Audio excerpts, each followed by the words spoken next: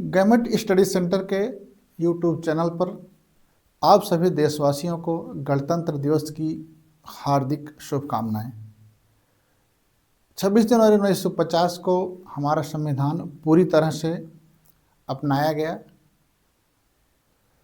और हमारे संविधान में जो प्रस्तावना है उस प्रस्तावना में व्यवस्था है।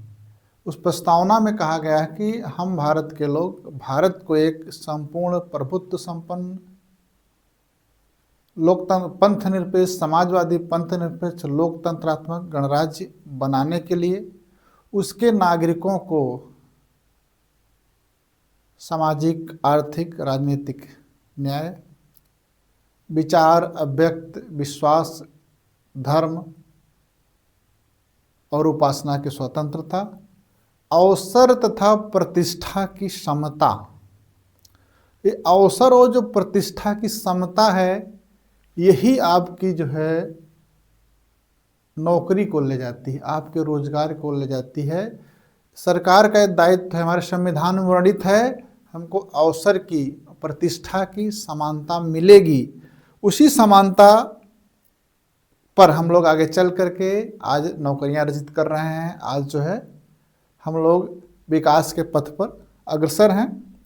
तो हम सबको जो है आज़ादी के जो संवेग है मनोभाव है उसको अपना सजोए रखना है तथा देश को गतिमान बनाए रखने के लिए आगे बढ़ाने के लिए जो संविधान और उसकी व्यवस्था है उसका पालन करना है, जिससे हमारे देश की आज़ादी हमारे देश का प्रत्येक नागरिक हमारा देश नित्य नई ऊंचाइयों पर पहुँचे। इसके बाद हम लोग जो है आज प्रारंभ करेंगे अपना जो टॉपिक हम लोग कर रहे थे आधुनिक भारत के इतिहास में। आधुनिक भारत में के इतिहास के अंतर्गत हम लोग जो है आज अपना दूसरा टॉपिक करेंगे। पहले टॉपिक में हम लोगों ने लिया था कि कर्नाटक युद्ध इन सब के बारे में। आज हम लोग अवध के बारे में। जो हमारा ये पूरा टॉपिक है MCQ बेस्ड है, तो मतलब हम मल्टीपल चॉइस क्वेश्चन ही करेंगे और वह इसलिए कर रहे हैं क्योंकि आप लोगों ने इससे पहले जो है अच्छी किताबें पढ़ी हैं, अपना थ्योरी पढ़ी है, नोट्स बनाया है, रिवीजन कर लिया है। तो हम लोग आपकी जो TGT की परीक्षा होगी, जो PGT की परीक्षा होगी मई में, TGT के जून में होगी या GIC लेक्चरर का एग्ज़ाम होगा, उन सब के लिए चैप्टर वाइज हम लोग जो है उन सब के लिए क्या कर रहे हैं, चैप्टर वाइज जो है जो क्वेश्चन हैं उनको कर रहे हैं। तो आज हम लोग जो अवध राज्य था उसके संबंधित या उससे संबंधित जो क्वेश्चन आए हैं उन सब पर करेंगे। हम प्रश्न पूछेंगे, आप लोग उत्तर बताएंगे, फिर उन प्रश्नों के साथ में एक व्याख्या को जोड़ेंगे, एक व्याख्या को लेकर आगे बढ़ेंगे। उसके पीछे उद्देश्य होता है कि अगर आप जो है परीक्षा में प्रश्न आ रहा है, तुरंत रिवीजन नहीं किया है, आप भूल रहे हैं, तो उस व्याख्या के माध्यम से आप जो है अपनी चीज़ को आगे बढ़ा सकते हैं। आपकी परीक्षा में आप लोग कहते हैं कि कन्फ्यूज़न होता है, क्या कहते हैं कि परीक्षा में आपको कन्फ्यूज़न हो रहा है ना, कन्फ्यूज़न हो रहा है। दो विकल्प आपको लग रहे हैं कि दो पास के विकल्प हैं, A या B। C और D को आपने हटा दिया था, आपको लगेगा कि ये दो पास के हैं, इन्हीं में से कोई सही होगा, A सही होगा कि B सही होगा। तो ये जो आपके असमंजस की स्थिति होती है, कौन सा सही होगा कौन सा गलत होगा, जो आपकी स्थिति उत्पन्न होती है उसका मुख्य कारण ये होता है कि आप तथ्य को तो रट लिए हैं, उससे तथ्य से जुड़े हुए अन्य घटनाएं, उस तथ्य से जुड़े हुए अन्य महत्वपूर्ण बातें, उस तथ्य का उद्भव कैसे हुआ, वो तथ्य आगे कैसे बढ़ा, वो सब आप नहीं समझ रहे हैं, आप रिकॉल नहीं कर पा रहे हैं।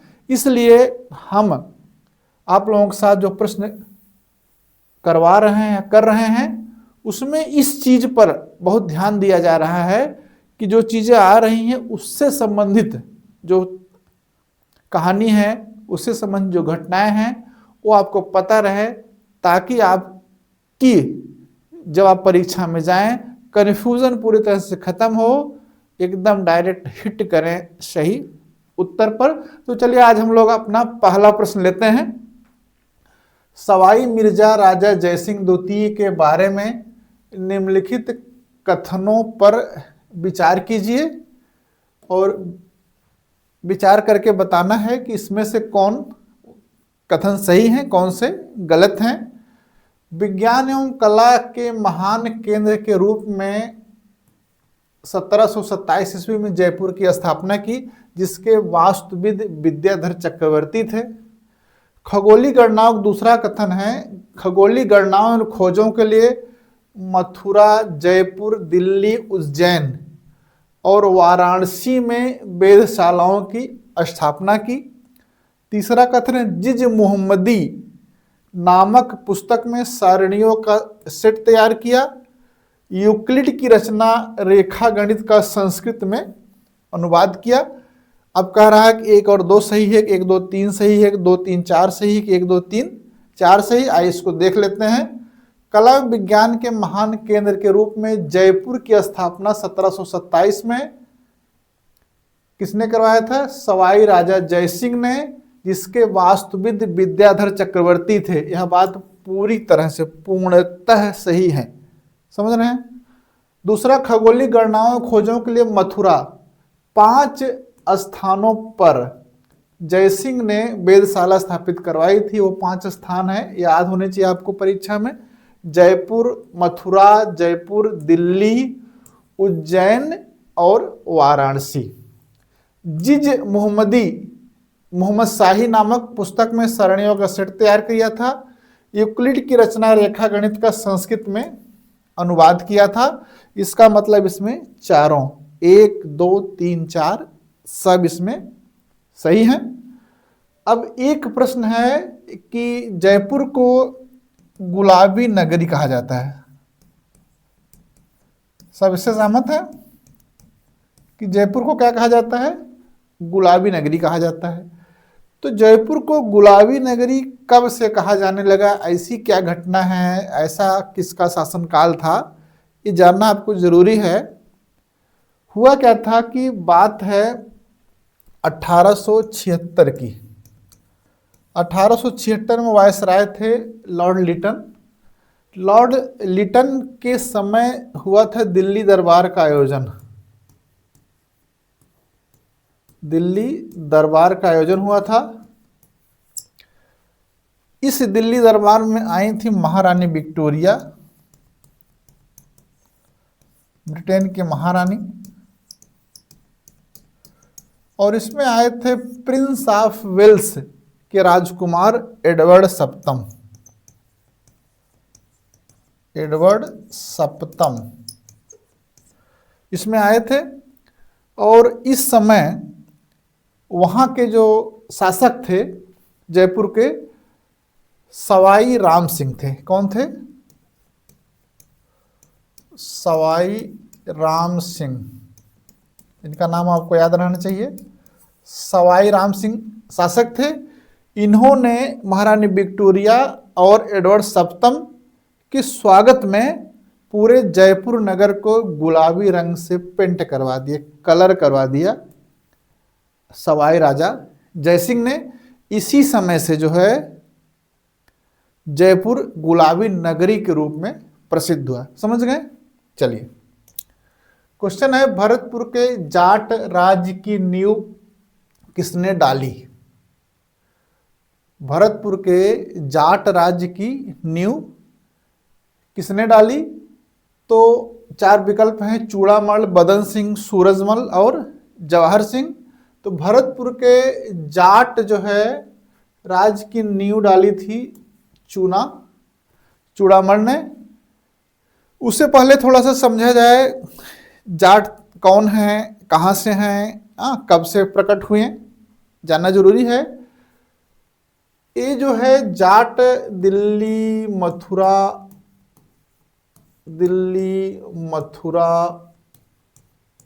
आगरा, इनके आसपास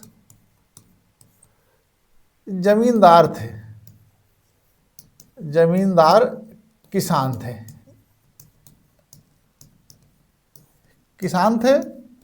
और औरंगजेब की नीतियों के विरोध में, औरंगजेब के नीतियों के विरोध, औरंगजेब की नीतियों के विरोध में, कि नीतियों के विरोध में इन्होंने क्या किया था, विद्रोह किया था, विद्रोह किया था। यह विद्रोह सबसे पहले किया था 1669 में। एक तिलपत के जमींदार थे, तिलपत के जमींदार थे गोकुल के नेतृत्व में हुआ। उसके बाद यह विद्रोह 1886 में, सॉरी 1800 नहीं, 1686 में, 1686 में राजा राम और राम चेहरा के नेतृत्व में हुआ। राजा राम व राम चेहरा के नेतृत्व में भी विरोध हुआ।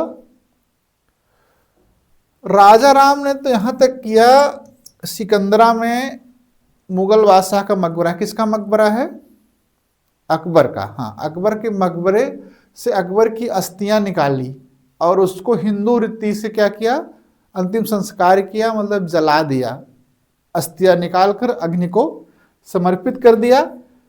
इसके बाद जो है चूड़ामण आते हैं 1695 से 1721 ईस्वी तक। 1695 से कब से कब तक आते हैं, 1695 से 1721 ईस्वी में आते हैं। और ये जो है थीम में, कहाँ पर, थीम में एक दुर्ग का निर्माण करते हैं, थीम में एक दुर्ग का निर्माण करते हैं, समझ रहे हैं, एक दुर्ग का। इस दुर्ग को 1721 ईस्वी में मुगल सूबेदार रहते हैं सवाई राजा जयसिंह द्वितीय,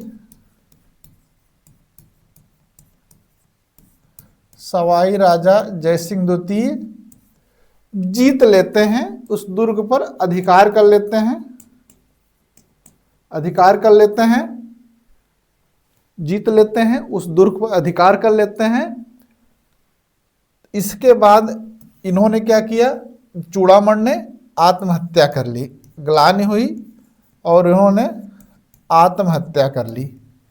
तो इस तरह से आपका जो प्रश्न था कि नींव किसने डाली, तो नींव किसने डाली थी, चूड़ामण ने। आगे देखिए, भरतपुर राज्य का वास्तविक संस्थापक किसे माना जाता है, चूड़ामण, बदन सिंह, सूरजमल या जवाहर सिंह। संस्थापक तो चूड़ामण को माना गया, वास्तविक संस्थापक कौन है, बदन सिंह हैं। और 1721 से 1756 ईस्वी तक ये जो है चूड़ामण के भतीजे थे, इनके क्या थे, इनके भतीजे थे। और इन्होंने क्या किया कि शक्तिशाली सेना संगठित की, शक्तिशाली सेना संगठित की, सेना संगठित की, तथा इन्होंने जो है कई जगहों पर इन्होंने क्या किया, दींग, कुंबेर, बेद और भरतपुर,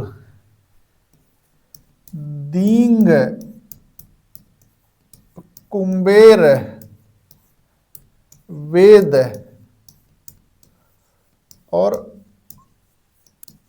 भरतपुर, इन स्थानों पर किलों का निर्माण कराया, दुर्गों का निर्माण कराया, किलों का निर्माण कराया। और इनके संबंध में एक और महत्वपूर्ण बात है जो आपको जानना जरूरी है, जो परीक्षा उपयोगी भी है और जानना जरूरी भी है, कि इन्होंने जब नादिर शाह आया था 1739 में, नादिर शाह के वापस जाने पर, नादिर शाह के वापस जाने पर मथुरा पर अधिकार कर लिया। मथुरा पर अधिकार किसने किया? बदन सिंह ने कर लिया। फिर नादिर शाह के बाद अहमद शाह अब्दाली ने इस स्थिति को देखा और इस स्थिति को स्वीकार कर लिया कि ठीक है, मथुरा पर जो है बदन सिंह जाट का ही अधिकार रहेगा, इस बात को स्वीकार कर लिया। और बदन सिंह को अब्दाली ने महेंद्र की उपाधि दी। आपकी परीक्षा में प्रश्न पूछा जाएगा, अहमद शाह अब्दाली ने किस जाट नेता को महेंद्र की उपाधि दी? ये नया क्वेश्चन रहेगा, तो यहां से आपको मिलेगा। आगे है जाटों का अफलातून। अफलातून माने प्लेटो।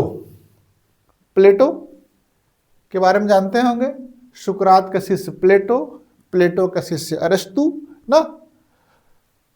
किसे कहते हैं? चूड़ामल, बदन सिंह, सूरजमल या जवाहर सिंह, इन चारों में से किसको जाटों का प्लेटो, जाटों का अफलातून कहा जाता है? सूरजमल को। ऑप्शन इसमें कौन सा सही है? ऑप्शन इसमें सी सही है। सूरजमल को जाटों का अफलातून कहा जाता है। क्यों कहा जाता है? क्योंकि इसने जो है 1756 से अपनी जो है सूक्ष्म बुद्धि,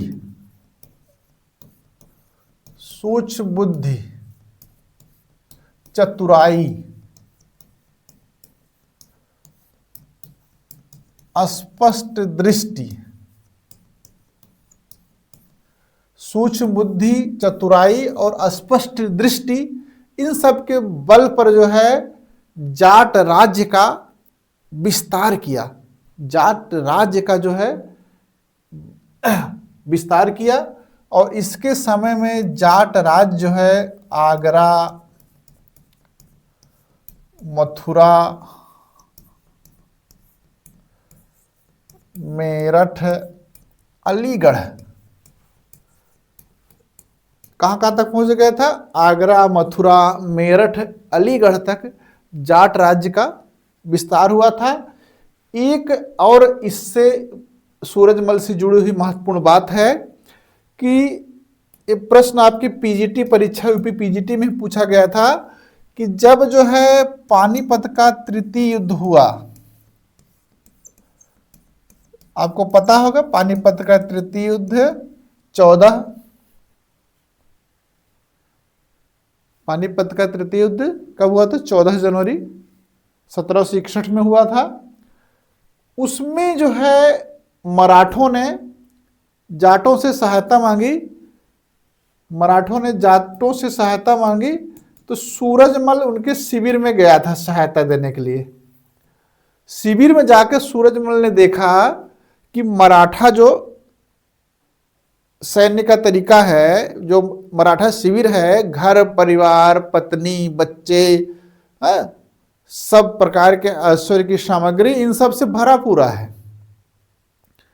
और वह एक स्थान से दूसरे स्थान पर जा रहे हैं तो लश्कर के रूप में जा रहे हैं, उनके साथ बहुत सी सामग्री है।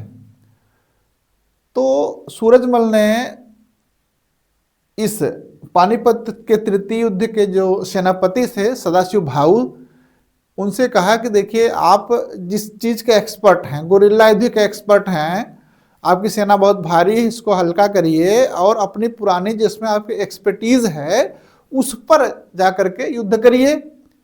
तो इस बिंदु पर सूरजमल और सदाशिव भाऊ में मतभेद हो गया।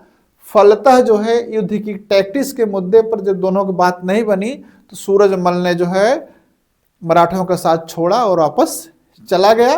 ये आपको पता होना चाहिए क्योंकि प्रश्न पूछता है कि कौन सा जाट शासक था, जाट नेता था जो मराठों को से लड़ने के लिए पानीपत के तृतीय युद्ध में गया था। क्लियर? चलिए प्रश्न संख्या 5 है, 18वीं शताब्दी में रुहेलखंड नामक स्वतंत्र राज्य की स्थापना किसने की? वीर दाऊद, अली मोहम्मद खां, हाफिज रहमत खां, फैजुल्लाह खां, ये रुहेलखंड का था, फर्रुखाबाद के आसपास में बरेली इन सब जो एरिया था वहां पर इनका शासन था। और वीर दाऊद तथा उनके पुत्र, क्या नाम था, वीर दाऊद तथा उनके पुत्र अली मोहम्मद, इन दोनों ने स्वतंत्र राज्य की, रुहेलखंड के स्वतंत्र राज्य की स्थापना की थी। इसलिए विकल्प बी में देखिए 1 और 2 यही उत्तर इसका सही है। अगला प्रश्न आइए, नादिर शाह की यातना के डर से अवध के किस नवाब ने विष खाकर आत्महत्या कर ली थी? सादत खां, सफदरजंग, शुजाउद्दौला, आशफुद्दौला। बताइए। अवध राज्य के स्वतंत्र स्थिति का संस्थापक कौन था? सादत खां था। उसी ने विष खा करके आत्महत्या की थी। तो ऑप्शन ए इसमें सही है। लेकिन आपको भूले ना, तो इससे जुड़ी कहानी को समझना जरूरी है। 1739 ईस्वी में क्या हुआ था? 1739 ईस्वी में नादिर शाह का आक्रमण हुआ था और करनाल का युद्ध हुआ था। करनाल के युद्ध में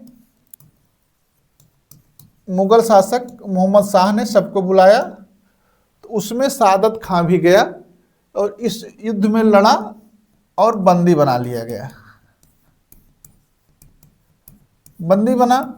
अब इसके बाद क्या था कि करनाल से, जो हरियाणा में था, उससे आगे बढ़ करके अब दिल्ली पर अटैक होता नादिर शाह का, तो निश्चित तौर पर बहुत अधिक जनधन की हानि होती, ऐसी संभावना थी, जो बाद में आप देखेंगे हुआ भी।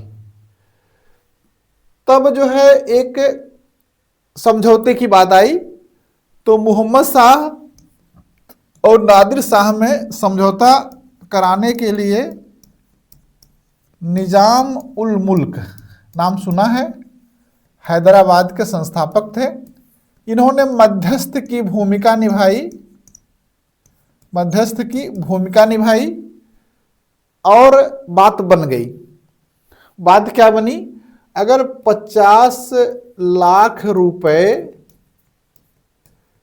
नादिर शाह को मुगल सम्राट मोहम्मद शाह दे दें तो वह वापस चला जाएगा, दिल्ली पर अटैक नहीं करेगा। ये बात तय हो गई और यह तय हुआ कि 20 लाख तो तत्काल मिलेगा, उसके बाद 10-10 लाख की 3 किस्तें मिलेंगी। वो किस्तें तब दी जाएंगी जब नादिर शाह लाहौर पहुंचेगा 10 लाख दे दिया जाएगा, फिर जब अटक पहुंचेगा 10 लाख रुपया दे दिया जाएगा, और फिर जब काबुल पहुंचेगा फाइनली 10 लाख दे दिया जाएगा। अब मध्यस्थता निजामुल मुल्क ने कराई, इसलिए इसकी प्रतिष्ठा बढ़ने की संभावना थी, जबकि सादत खां खुद अच्छी स्थिति प्राप्त करना चाहता था, मीर बख्शी का पद प्राप्त करना चाहता था मुगल बादशाह के अंदर।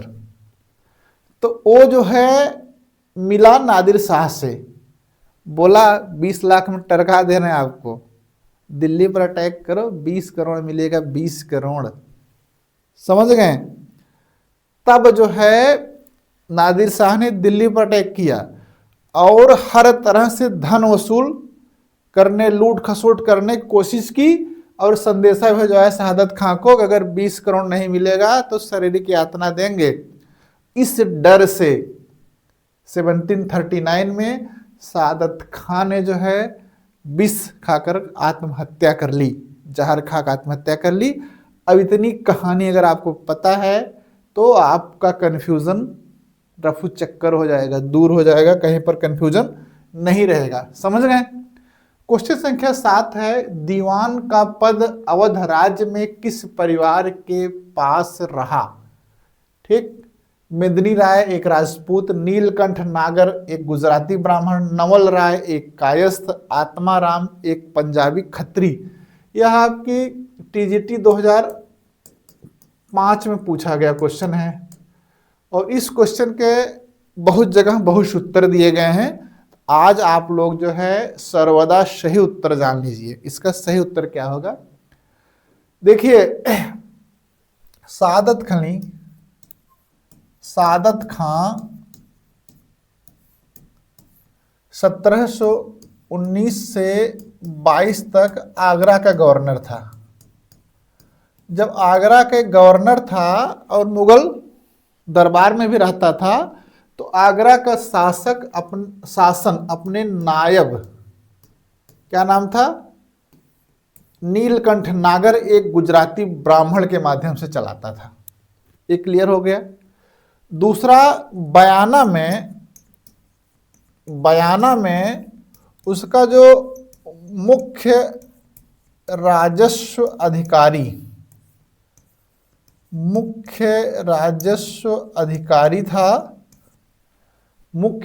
अधिकारी था आत्मा राम, एक पंजाबी खत्री। ये दो चीजें क्लियर हुई। यही आत्मा राम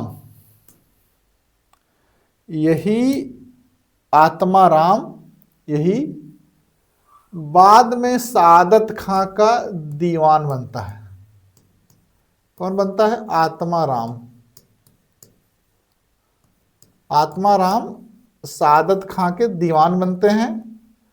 इनके आत्मा राम के दो पुत्र रहते हैं। एक का नाम है राम नारायण, आराम से समझिए, कोई जल्दबाजी नहीं करना है। एक का नाम है हर नारायण, दूसरे का नाम है राम नारायण। क्लियर हुआ? हर नारायण जो थे ये मुगल दरबार में वकील थे सादत खां के, और राम नारायण जो थे ये थे दीवान थे सफदरजंग, अवध के नवाब सफदरजंग के दीवान थे। हर नारायण का बेटा था लक्ष्मी नारायण।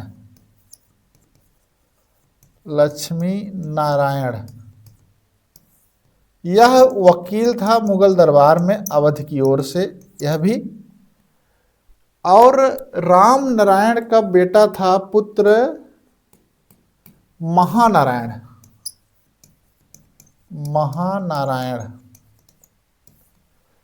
कौन था पुत्र इसका? महानारायण। और महानारायण दीवान था सुजाउद्दौला का।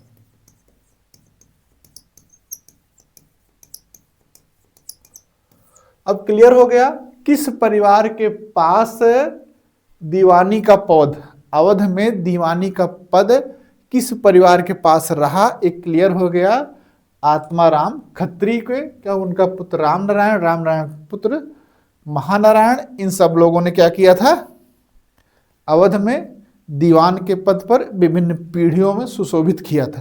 क्लियर? चलिए, अवध के किस नवाब को अहमद शाह ने 1748 में प्रथम वजीर नियुक्त किया था? सादत खां, सफदरजंग, सुजाउद्दौला, आशफुद्दौला ना। अब आप समझिए, ये कौन है? अहमद शाह। अहमद शाह हैं मुगल बादशाह। मोहम्मद शाह के बाद जो है उनका पुत्र अहमद शाह बना। और जब 1748 में अब्दाली ने, अहमद शाह अब्दाली ने आक्रमण किया, तब जो है अवध के नवाब सफदरजंग ने क्या किया? इनकी सहायता की। वो युद्ध हुआ था जिसे बोलते हैं मणिपुर का युद्ध। क्या बोलते हैं? मणिपुर का युद्ध। इस मणिपुर के युद्ध में सफदरजंग ने मुगल बादशाह अहमद शाह की सहायता की। तो उसके बाद, युद्ध के बाद, अहमद शाह ने सफदरजंग को अपना वजीर बनाया। तो प्रथम वजीर थे। प्रथम वजीर नियुक्त किसको? सफदरजंग को। सफदरजंग को क्या किया था इन्होंने? अपना क्या नियुक्त किया था? प्रथम वजीर बनाया। इसके बाद क्या हुआ?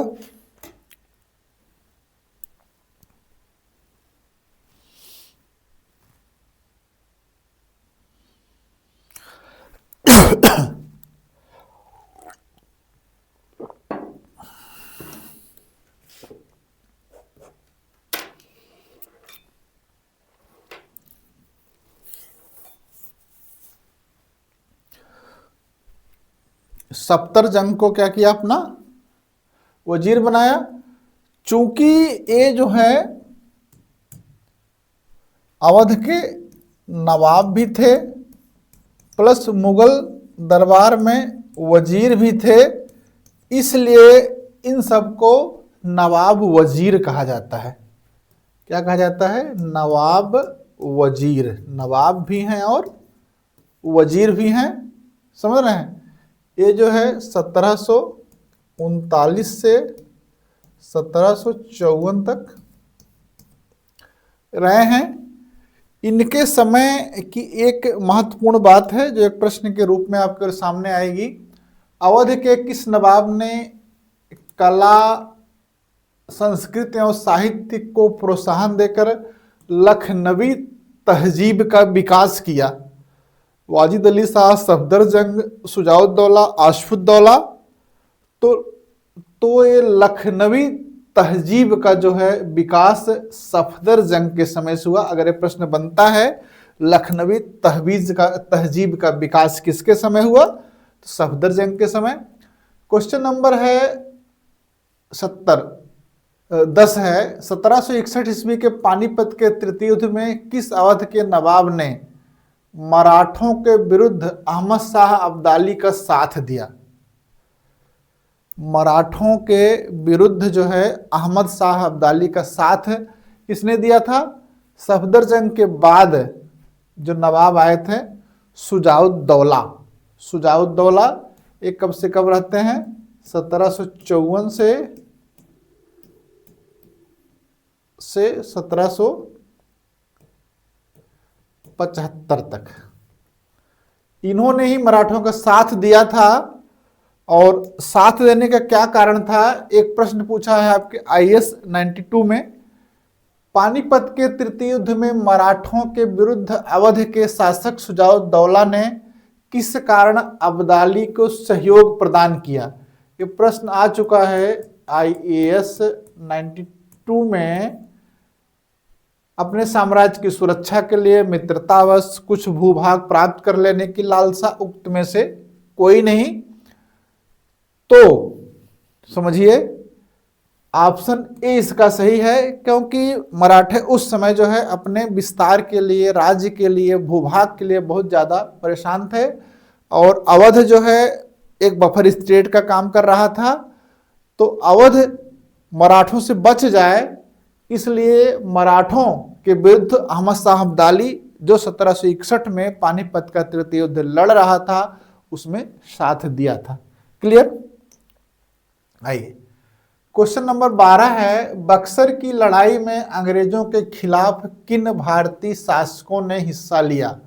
शाह आलम द्वितीय, शाह आलम, शुजाउद्दौला, मीर कासिम, अहमद शाह, शुजाउद्दौला, मीर कासिम, शुजाउद्दौला। ये है ना। अब इसको समझना कैसे है? इसको समझना है बक्सर का युद्ध कब हुआ था, तो पता है सबको, 23 अक्टूबर 1764 ईस्वी में ना। और ये भी पता है कि आलमगीर द्वितीय के बाद जब 1759 में गद्दी पर बैठने की बात आई तो अली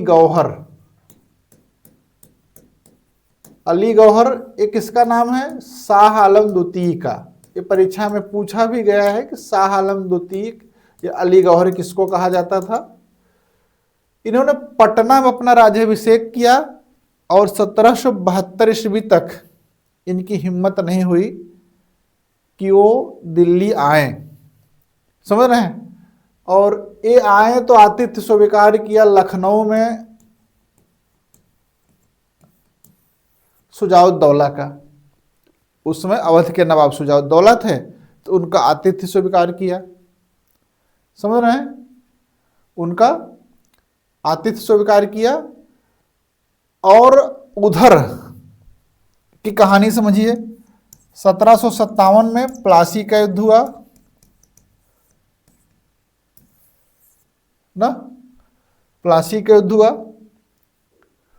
और उसके बाद मीर जाफर गद्दी पे बैठा, फिर मीर कासिम बैठा, फिर मीर कासिम की अंग्रेजों से हुई, और मीर कासिम एक भगोड़ा के रूप में इधर उधर भटक रहा था, वो भी आकर के मीर कासिम ने भी शरण ली। कहां पर? अवध में, लखनऊ में। अब यहां पर 3 लोग बैठे हुए हैं। शाह आलम द्वितीय बैठे हुए हैं, सुजाउद्दौला बैठे हुए हैं, मीर कासिम अभी तो अंग्रेजों की मार खा के तुरंत आए हुए हैं। समझ रहे हैं? तो इन तीनों ने विचार किया कि एक बार आर पार की लड़ाई लड़ ली जाए। और यह लड़ाई हुई इनकी बक्सर के मैदान में, बक्सर का युद्ध यह हुआ रॉबर्ट क्लाइव के समय। और इसमें अंग्रेजी सेना का नेतृत्व हेक्टर मुनरो कर रहा था। हेक्टर मुनरो कर रहा था। और इसमें जो है ये तीनों शक्तियां, शाह आलम द्वितीय, सुजाउद्दौला, मीर कासिम, ये पराजित होते हैं। तो बक्सर की लड़ाई अंग्रेजों के खिलाफ किन भारतीय शासकों ने हिस्सा लिया था? क्लियर हो गया? ऑप्शन ए सही है। कौन अवध का नवाब अपने दरबार में ब्रिटिश राजदूत रखने को राजी हो गया? ये यूपीपीसीएस में क्वेश्चन पूछा है। और इस क्वेश्चन में होता क्या, समस्या क्या होती है? कंफ्यूजन। इस जो प्रश्न में एक कंफ्यूजन क्रिएट होता है। वो कंफ्यूजन कहाँ से होता है कि हम लोग ये मान के चलते हैं जब अवध ने जो है सहायक संधि स्वीकार की है तब जाकर के रखा होगा ना, यही बात हम लोग मान के चलते हैं। लेकिन हुआ क्या कि जब बक्सर का युद्ध हो गया तो बक्सर के युद्ध के बाद रॉबर्ट क्लाइव ने 12 अगस्त 1765 में इलाहाबाद की प्रथम संधि की शाह आलम द्वितीय के साथ में। फिर 16 अगस्त 1765 में इलाहाबाद की द्वितीय संधि की।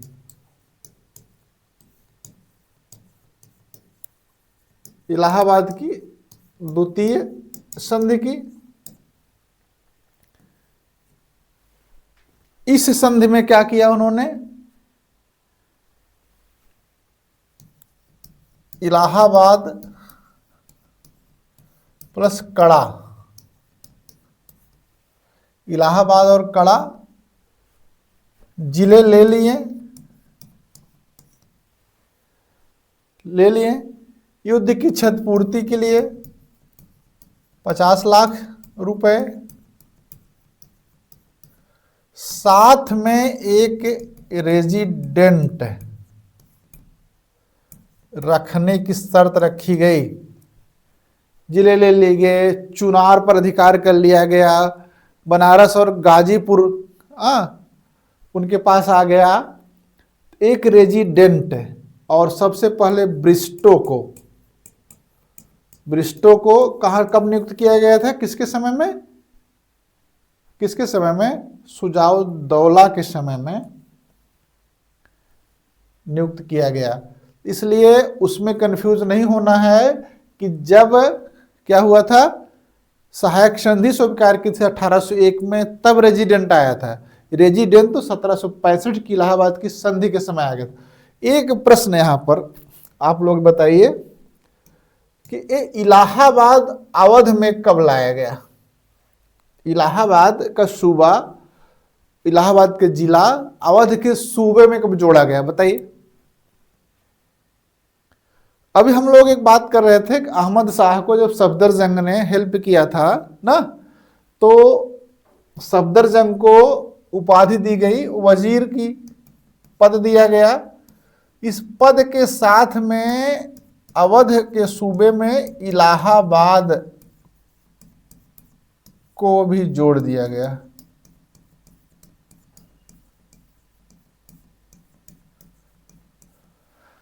समझ रहे हैं? ये सफदर जंग के समय हुआ है। क्लियर हुआ? चलिए, हाँ, एक और प्रश्न जो है आपके मन में हो सकता है कि समझे, बक्सर का युद्ध कब हुआ है? 23 अक्टूबर 1764 में। और इलाहाबाद की संधि कब हुई है? द्वितीय संधि 16 अगस्त 1765 में। तो इस बीच, और एक प्रश्न अगर आपसे पूछा जाए कि शुजाउद्दौला अंतिम रूप से कब हारा, कब पराजित हुआ?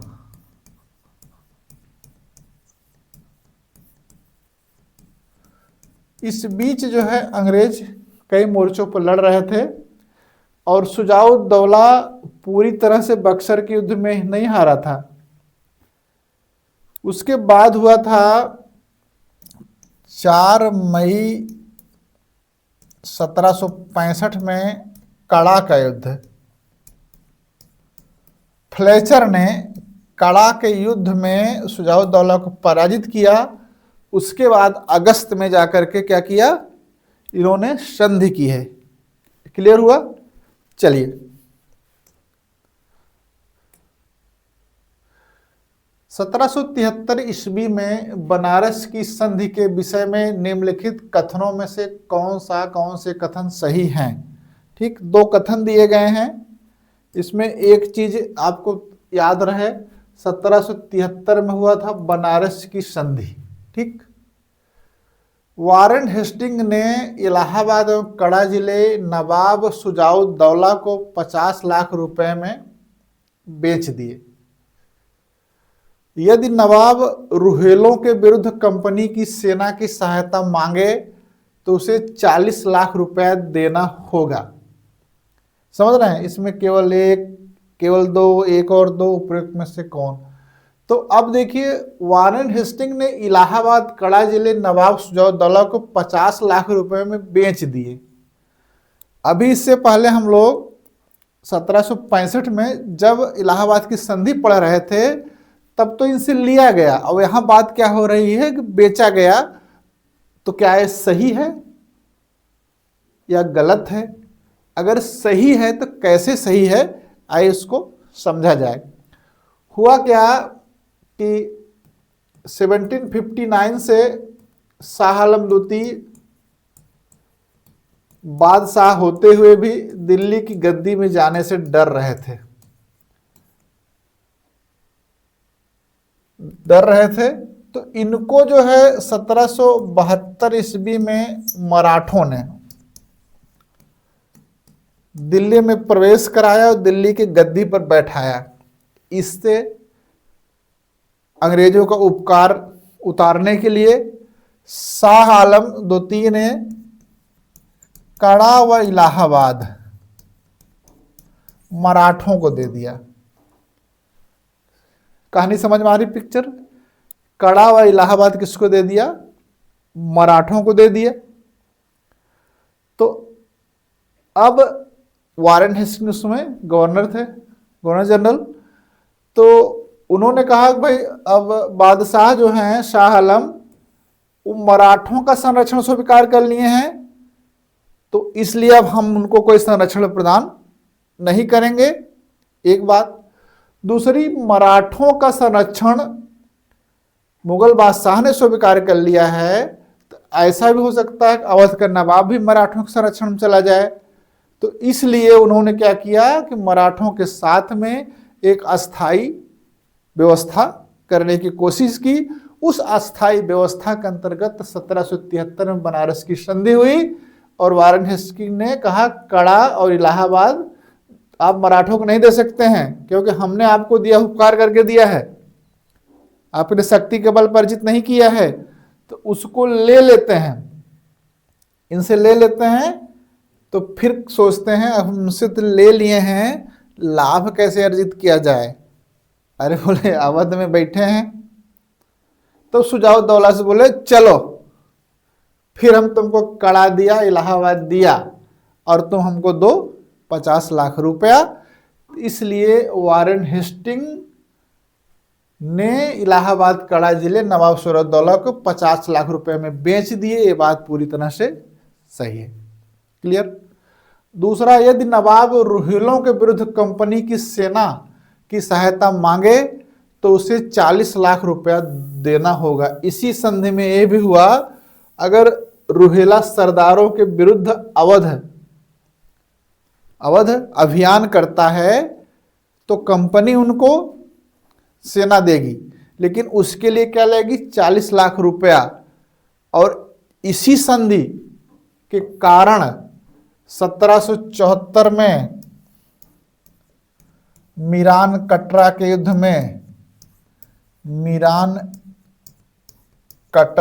युद्ध में अवध के नवाब ने रोहिलों की बलि चढ़ा दी। वारेन हेस्टिंग ने रोहिलों की बलि चढ़ा दी और रोहिलों का सामूहिक नरसंहार किया गया। उनके घर परिवार पत्नियों के साथ दुर्व्यवहार किया गया और रोहिला राज्य समाप्त हो गया। समझ रहे हैं। तो इसका मतलब हुआ ए भी सही है, ए भी सही है। ऑप्शन सी इसका विकल्प 1 और 2 दोनों सही हैं। क्वेश्चन नंबर 15 है, अवध के किस नवाब ने अवध की राजधानी फैजाबाद से स्थानांतरित करके कहाँ लाई, लखनऊ लाई।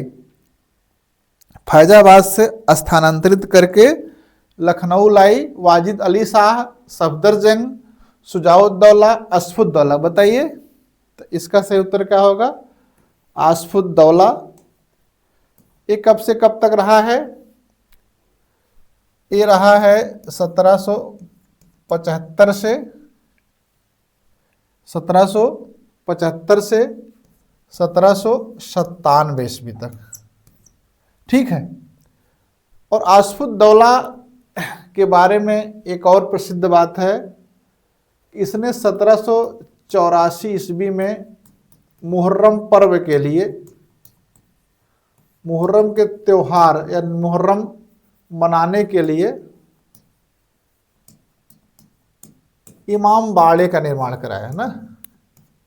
पूछा जाए इमाम बाड़ा का निर्माण किसने कराया है, तो उत्तर क्या आएगा, मुहर्रम ने। कौन आएगा, अशफुद्दौला आएगा। और अशफुद्दौला ने भी जो है कोशिश की, उसकी भी एक संधि है, आइए उसको देख लेते हैं। 1775 के फैजाबाद की संधि के विषय में दिए गए कथनों पर विचार कीजिए। इसके तहत बनारस पर अंग्रेजी सर्वोच्चता स्वीकार कर ली गई। अंग्रेजों ने अवध की बेगमों की संपत्ति की सुरक्षा की गारंटी दी। 1775 में हुई थी फैजाबाद की संधि। ये मिलाने के लिए भी देता है कि फैजाबाद की संधि जो है किसके किसके बीच में हुई, समझ रहे हैं। और अवध की बेगमों से तो सुरक्षा गारंटी दी गई, लेकिन बाद में जब वारेन हेस्टिंग ने 12 लाख रुपए बकाया मांगा, तब इसने कहा कि हमारी जो बीमाताएं हैं,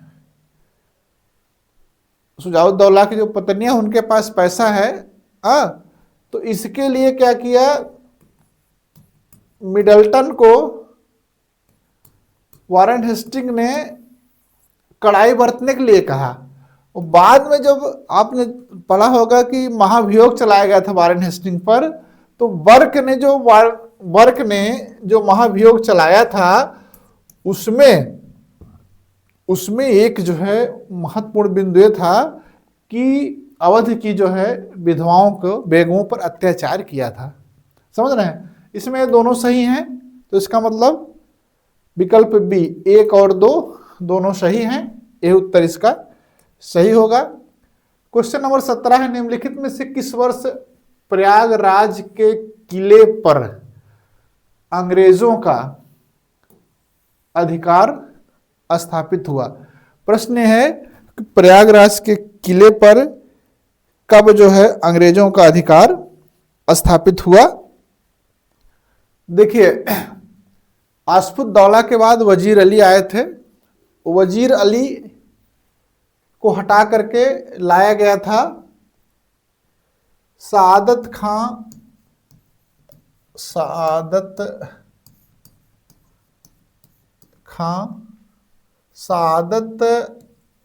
अली खां द्वितीय। इनसे जो है 1798 में सर जॉन सोर ने एक संधि की। इस संधि को कहते हैं चिरस्थायी संधि। क्या कहते हैं?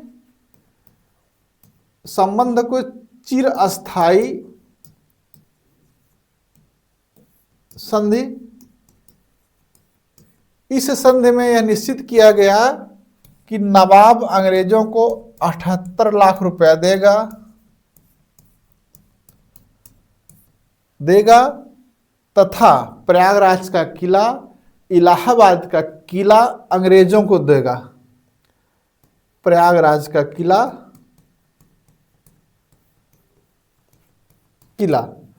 तो 1778, अगर 1798, अगर 1797 भी है तभी उत्तर सही है, 1798 है तभी उत्तर सही है। तो यह जो है सआदत अली खां द्वितीय के समय में सर जॉन सोर के मध्य जो संधि हुई थी, उस संधि के बाद जो है इलाहाबाद का किला, प्रयागराज का किला अंग्रेजों को दिया गया था 1798 ईस्वी में। क्लियर? ये यूपी आरओ में प्रश्न पूछा गया था। प्रश्न 18, बेलेजली की सहायक संधि स्वीकार करने वाला अवध का प्रथम नवाब था? 1801 ईस्वी में सहायक संधि संबंधी बहुत से प्रावधान पहले से चल रहे थे। अवध के साथ 65 में, हैदराबाद के साथ, ये सब चल रहा था। लेकिन अब उसी दौरान जब बेलेजली यहाँ पर गवर्नर जनरल था, फ्रांस बहुत तेजी से आगे बढ़ रहा था। फ्रांस नेपोलियन के नेतृत्व में, नेपोलियन बोनापार्ट इन्हों कहते हैं, नेपोलियन के नेतृत्व में फ्रांस क्या कर रहा था? वो तेजी से आगे बढ़ रहा था। तो अब ये था कि भारतीय राज्य नेपोलियन के प्रभाव में ना आ जाएं, तो इसलिए उनसे पहले से ही संबंध स्थापित कर लिया जाए। तो इसलिए जो है बेलेजली ने जो है सब्सिडरी अलायंस का कॉन्सेप्ट लाया। कॉन्सेप्ट पहले से था, उसको साम्राज्य विस्तार के एक प्रमुख उपकरण के रूप में माना उसको। और इसमें जो 3-4 शर्तें थी आप सबको पता है। एक है तो वैदेशिक संबंध है, कंपनी का अधीन करने रहते थे, संधि और जो है युद्ध इनके माध्यम से होता था। दूसरा यह था कि जो संधि स्वीकार करते थे वह भारतीय राज्य अपने राज्य में अंग्रेजों के नियंत्रण में एक सेना रखते थे और उस सेना का खर्च वह तो नगद देते थे, राज्य के रूप में देते थे। आंतरिक मामलों में कोई हस्तक्षेप नहीं करते थे, एक रेजिडेंट रखा जाता था ना। इस तरह की बातें थी जो बेलेजली ने संधि की। और इस बेलेजली की संधि को सबसे पहले 1798 में हैदराबाद ने, 1799 में मैसूर, 1799 में तंजौर, फिर 1801 में अवध ने किया। और उस समय नवाब थे सआदत अली खां द्वितीय। समझ रहे हैं? और इसको बहुत बार परीक्षा में पूछता है क्रम से। तो आपको क्या करना है, HMT, H for Hyderabad, M for Mysore, T for Tanjore, उसके बाद अवध है। इसको आप इस तरह से याद कर सकते हैं। चलिए क्वेश्चन नंबर, अवध राज्य का अंतिम नवाब था ना। अवध राज्य का अंतिम नवाब कौन था? अशफुद्दौला, सादत अली खां, गाजीउद्दीन हैदर अली खां, कौन था? वाजिद अली खां अंतिम नवाब था। इनको अख्तर पिया, अख्तर पिया के नाम से भी जाना जाता था, लोकप्रिय थे। और ठुमरी के जन्मदाता माने जाते हैं। जो ठुमरी के जन्मदाता माने जाते हैं, इनको जो है हटाया गया। अब जब हटाया गया तो उस समय यहाँ पर वायसराय थे, गवर्नर जनरल थे डलहौजी। गवर्नर जनरल थे कौन थे? डलहौजी। 1848 से 1856। एक घोर साम्राज्यवादी गवर्नर जनरल था। इसने जो भी तरीके हो, हर तरीके से जो है अंग्रेज राज्य का, साम्राज्य का विस्तार करने का पूरा प्रयास किया, एक विजय के माध्यम से। दूसरा, व्यापकत्व का एक सिद्धांत लाया था, व्यापकत्व का सिद्धांत, जिसको अंग्रेजी में कहते हैं doctrine of lapse. Doctrine of lapse को लाया था। इसके अंतर्गत होता था कि जिनके पास उत्तराधिकारी नहीं होते थे, उनका राज्य अंग्रेजी राज्य में मिला लिया जाता था, तीसरी श्रेणी के। और विजय के द्वारा इसने पंजाब, बर्मा, पीगू उन सबको जीता। तो चूंकि अवध के नवाब पहले से ही उस तरह की मामलों में संलग्न नहीं थे और अधीन थे, इसलिए विजय का तो प्रश्न नहीं उठता है। दूसरा, जो नवाब थे वाजिद अली शाह, उनके पास वैध पुत्र भी था, इसलिए व्यक्तिगत का सिद्धांत नहीं लागू होता था। अब जब व्यक्तिगत का सिद्धांत लागू नहीं हो रहा है, तब उसने षड्यंत्र रचना शुरू किया और अब आरोप खोजने शुरू किए डलहौजी ने। और आरोप खोजने के लिए उसने सबसे पहले वहां का जो रेजिडेंट था स्लीमैन, या स्लीमैन जो भी कहते हैं, स्लीमैन को बनाया 1848 में। स्लीमैन को बनाया तो स्लीमैन ने ये बताया कि अवध में अराजकता है, लेकिन इसका विलय किया जाए इसके पक्ष में नहीं था। इस बात को लेकर के डलहौजी और स्लीमैन में तनतनी हो गई। जब तनातनी हो गई तब क्या किया स्लीमैन ने? जैसे हमारे उपराष्ट्रपति माननीय धनखड़ जी ने स्वास्थ्य का बहाना बना के इस्तीफा दे दिया, वैसे ही स्लीमैन ने भी अपना स्वास्थ्य का मामला बता करके इस्तीफा दे दिया। इन्होंने भी इस्तीफा दे दिया। उसके बाद जो है 1854 में आउटरम आया, आउटरम रेजिडेंट बना। आउटरम को कुछ नहीं अवध के बारे में पता था, जो स्लीमैन की रिपोर्ट थी उसी सब रिपोर्टों के आधार पर उसने कुशासन के आरोप पर विलय की बात कही। और इस पर जो है 4 फरवरी 1856 में डलहौजी ने अवध का विलय अंग्रेजी राज्य में कर लिया। इस विलय के बाद वजीर वाजिद अली शाह की पत्नी बेगम हजरत महल के बारे में सुना होगा। बेगम हजरत महल ने अपने पुत्र बिरजिस कादिर को नवाब घोषित किया और 4 जून 1856 में 4 जून 1857 को उस महाविद्रोह में 1857 के विद्रोह में सम्मिलित हो गई। समझ गए? यहां इतना सब हो गया और इनको वाजिद अली शाह को निष्कासित कर कलकत्ता भेज दिया गया और कलकत्ता जाते समय इन्होंने एक ठुमरी भी गाई थी, बाबुल मोरा नैहर छूटल जाए। ठुमरी के विशेषज्ञ थे, जन्मदाता थे ना भाई। समझ गए? क्लियर? अवध का अंग्रेजी साम्राज्य में विलय किस नीति से हुआ ना? व्यक्तिगत लागू नहीं होता था क्योंकि उत्तराधिकारी था, युद्ध द्वारा पहले से ही उनके अधीन था। सहायक संधि की नीति के द्वारा, सहायक संधि की नीति 1801 में भी उसने पालन कर लिया था। कुशासित राज्य की घोषणा करके उन्होंने कहा कि जो है अवध का जो नवाब है वो कुशासन कर रहा है, अवध की जनता इससे बहुत त्रस्त है, अतः इसको अंग्रेजी राज्य में मिला लिया जाए और नवाब के शासन से, नवाब के कुशासन से अवध के लोगों को मुक्ति प्रदान की जाए। समझ गए? अवध की प्रशासनिक एवं आर्थिक स्थिति के विषय में गैर सरकारी रपट थी। स्लीमैन की तो रेजिडेंट थी, सरकारी रपट थी। आउटरम की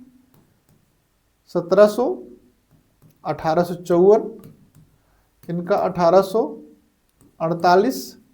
बिशप हैबर, गाजी उद्दीन हैदर जब था तो बिशप हैबर जो है 1824-25 में अपने खर्च पर गए थे, अवध की यात्रा की थी और अवध के बारे में अपना एक रिपोर्ट जारी की थी। उसमें उन्होंने अवध के लोगों की उद्यमशीलता की प्रशंसा की है, उद्यमशीलता की प्रशंसा की है। तो इसमें बिशप हैबर की जो रिपोर्ट है वो गैर सरकारी है। दोस्तूर ए वाजिदी जो वाजिद अली शाह के काल में पूरा किया गया है, क्या था? प्रशासनिक कानूनों का संग्रह, गजलों का संग्रह, ठुमरी का संग्रह, उपयुक्त में से कोई नहीं। दोस्तूर ए वाजिदी जो है प्रशासनिक कानूनों का संग्रह था। समझ गए? और देखिए लास्ट में आपके जो क्वेश्चन नंबर 1 से 21 तक हैं उनके उत्तर भी आपको दे दिए गए हैं, ताकि अगर आपको लगे इधर उधर तो यहां से भी देख सकते हैं। आज की क्लास लाइव लेने का फिर से प्रयास किया गया था, लेकिन कुछ तकनीकी दिक्कतों के कारण क्लास लाइव नहीं हुई। तो ये हुआ कि आप लोगों को जो है क्लास से निरंतर बंदी रहे, आगे चलती रहे, ताकि आपके टीजीटी का एग्ज़ाम है, पीजीटी का एग्ज़ाम है और जीआईसी लेक्चरर का एग्ज़ाम है, इन सब में बाधा ना आए।